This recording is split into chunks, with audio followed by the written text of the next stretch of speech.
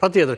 Tani, ajo që unë ju pyes, domethënë, parashikon sot negociata në një mënyrë apo dhe në një tjetër, pak a shumë qoftë dhe me ndërmjetësimin e Pakistanit edhe nëse delegacionet nuk janë prezente fizikisht në Islamabad, sepse nesër ose pas nesër, çështja e diferencës së orës, s'ka donë edhe armëpushimi. Dhe nga ana tjetër, mund të jetë një mjet ky për negociatat, por Teherani thot që skenari i mundshëm është rikthimi në luftë. Tani nuk di çfarë parashikon negociata në shtyrje të armëpushimit, a luftë brenda 2 ditësh sërish pra rikthim në luftë. Nuk di, e vështirë për të parashikuar për së vërtetës, por që Shiko, e thash edhe një herë që rikthimi në luftë është aty, pra e kemi në xhep. Nuk është diçka e re që do ndodh edhe nëse ndodh.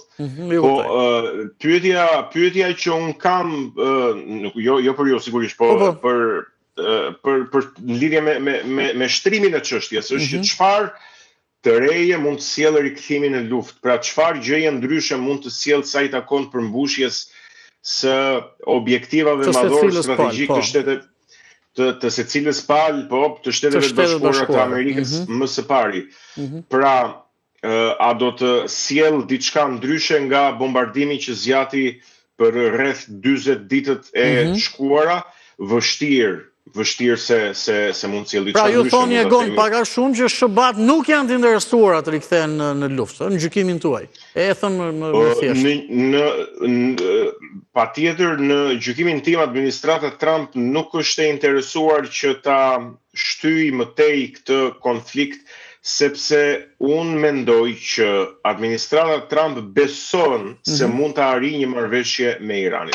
Problemi i administratës Trump nuk ka qenë Irani, në kuptimin e arritjes së një marrëveshjeje, flasim gjithmonë. Në optikën time dhe jo vetëm në optikën time, problemi i administratës Trump, ose pengesa që e pamundësonte një marrëveshje me Iranin ka qenë Izraeli. Ka qenë Izraeli promotori ose strumullari, e thënë kështu në gjuhën shqipe, i lindjes së këtij konflikti në këtë moment. Jo se Shtetet e Bashkuara me Iranin janë në paqe, që të qartësohemi mos na kuptojnë shikuesit.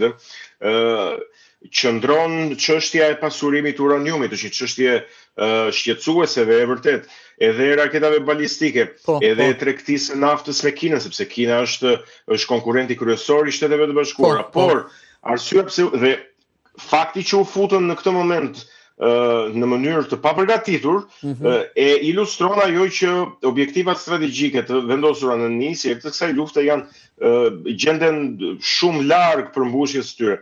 Kështu që unë mendoj që administrata Trump ka një interes që ky konflikt të ndalet dhe që objektivat e mëdha të arrihen përmes negociatave dhe marrëveshjeve. Dhe kjo është edhe e kuptueshme sepse ka edhe kosto shumë të larta politike përveç të tjerësh. Kështu që edhe nëse rikthehen bombardimet, nuk e shoh se çfarë mund të arrijë Shtetet e Bashkuara të Amerikës, përveç se bëhet fjalë për një operacion të pushtimit toksor të Iranit, pra të futjes së trupave në Iran ose të paktën në terminalin kryesor të naftës së Iranit, që është ishulli Karg.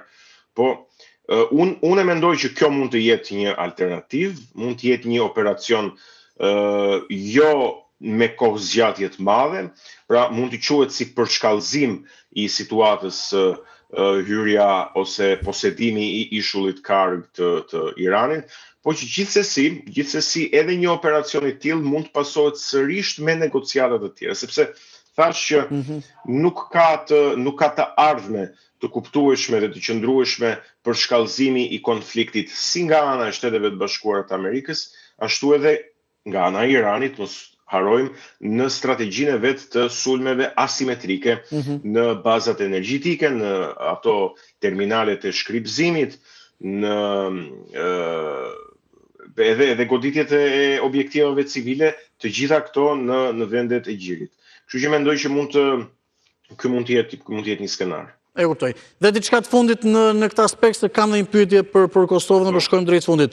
Çdo skenar është i mundshëm, sepse në luftë jemi megjithëse armëpushimit e tjerë, por më pas thelbi Egon është që tek negociata, tek marrëveshjet do të përfundohet. Edhe nëse rikthehemi në luftë, edhe nëse ka për shkallëzime akoma dhe të mëtejshme, çdo konflikt në një farë mënyrë në këtë mënyrë do të mbyllet me negociata. Por që qytetarët në mbar botën në një farë mënyrë janë me zemër të ngrirë se ndikon dhe ekonomikisht që kur do ndodh kjo gjë. Kjo është e gjitha. Të mos harrojmë që paralelisht me këtë armë pushim mes Shteteve të Bashkuara dhe Iranit, është edhe armë pushimi midis Izraelit edhe Libanit. Pra janë dy armë pushime që janë paralel me njëra tjetrën. Kështu që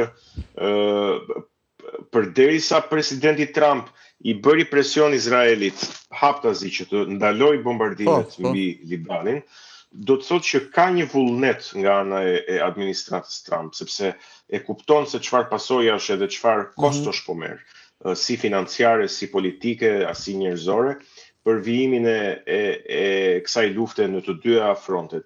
Kështu që qëndrimi ndaj Izraelit na tregon edhe qëndrimin ndaj një armë pushimi ose ndaj një marrëveshje të moshme dhe ndaj përfundimit të luftës. Patjetër që pasojat ekonomike janë shumë të mëdha, dhe pasojat ekonomike janë më të mëdha sidomos në Evropë dhe në Kinë. Por Evropa është një faktor që për momentin nuk është aktor i fortë në negociata, pra e thënë shqip nuk është se pyet njëri, ndërkohë që Kina nga ana tjetër është një aktor dhe një faktor që ndikon dhe ushtron presion tek Irani për ndaljen e sulmeve dhe për uljen e negociatave. Pra të mos harrojmë edhe faktorin Kinë, sepse industria e Kinës së pari varet shumë nga nafta e Iranit dhe një bllokim i naftës së Iranit nuk i shërben, por nga ana tjetër industria dhe tregtia e Kinës e kanë jetike tregun amerikan. Dhe në rast se Amerika vendos që pra ta tarifoj Kinën për shkak të mbështetjes energjetike me armatime dhe me inteligjencë të Iranit, sigurisht as kjo nuk i shërben Kinës. Kështu që Kina është e detyruar që në një mënyrë ose një tjetër t'i ushtrojë presion Iranit dhe të bëhet një tjetër aktor i rëndësishëm krahas Pakistanit, Arabisë Saudite, Turqisë dhe Egjiptit për t'i dhënë një zgjidhje